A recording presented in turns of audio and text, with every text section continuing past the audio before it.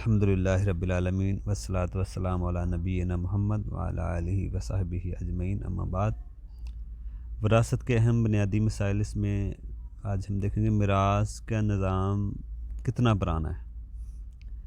دیکھیں اتنا ہی پرانا ہے جتنا انسانی نظام ہے، حضرت علیہ السلام سے شروع ہوا ہے اور اب تک ہے۔ ہر زمانے کے حساب سے یہ نظام ہوگا، ہر زمانے کے حساب سے نظام ہوتا ہے میراث کا۔ زمانہ جاہلیت میں تو یہ تھا کہ جو فوت ہوتا ہے اس وارث کو ہی فائدہ، جس نے زیادہ وارث نے فائدہ دیا ہے مورث کو، اپنے مرنے والے کو، اس کو ہی ملتی تھی، ٹھیک ہے نا۔ مثال کے طور پہ باپ کا انتقال ہوا تو بیٹے کو ملے گی جس نے زیادہ مالی فائدہ دیا یا جنگ میں ساتھ دیا، یہ دیکھا جاتا تھا۔ یہ سارا نظام اس سوچ میں مبنی تھا، کسی نے زیادہ فائدہ کیا ہے تو اس کو حساب سے مل لیا۔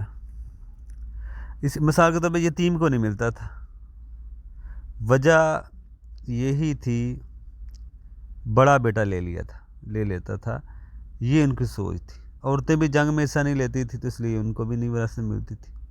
زمانہ جاہلیت میں بچوں اور عورتوں کو حصہ نہیں ملتا تھا۔ یتیم کا جو معاملہ دیکھیں، یتیم کا مال کھانا، اس کی کیا شکل ہو سکتی ہے؟ قرآن میں ہے بار بار ذکر کیا یتیم کا مال مت کھاؤ۔ مثال کے طور پہ باپ فوت ہو گیا، بڑا بیٹا مال پر قبضہ کر لیا، چھوٹے بھائیوں کو نہ دیا، کچھ کھا لیا، یہ بھی ایک شکل ہے یتیم کا مال کھانے کی۔ بعض گھروں میں آج بھی زمانہ جاہلیت والا نظام قائم ہے، یتیموں کا مال بہت سارے لوگ کھا رہے ہوتے ہیں، انہیں احساس بھی نہیں ہوتا کہ ہم یتیم کا مال کھا رہے ہیں، اور بڑی سخت وعیدیں ہیں یتیم کا مال کھانے پہ، بڑے سختی سے ان لوگوں سے حساب لیا جائے گا۔ اس لیے یتیم کا مال بڑے حساب سے ان کو دینا چاہیے۔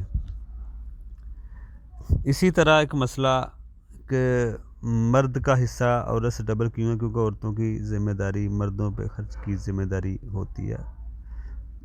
عورتوں پہ کی ذمہ داری ہے وہ مردوں پہ خرچے کی ذمہ داری ہوتی ہے، اس لیے مرد پہ یہ زیادہ فرق ہے۔ اگر باپ ہے تو لڑکی کی ذمہ داری باپ پر ہوتی ہے، شادی کے بعد اس کے شوہر پر ہوتی ہے، تو اس لیے عورتوں کو مال کی ضرورت مردوں سے کم پڑتی ہے۔ اس لیے لیکن اگر باپ نہ ہو تو بڑا بھائی خرچ کی ذمہ داری لے لے گا بہن کی بغیر احسان جتلائے ہوئے۔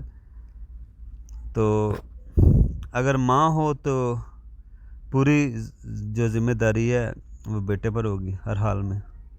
عورت کی ذمہ داری کسی نہ کسی مرد پہ ہوتی ہے، خرچے کی ذمہ داری مرد پر ہی ہوتی ہے۔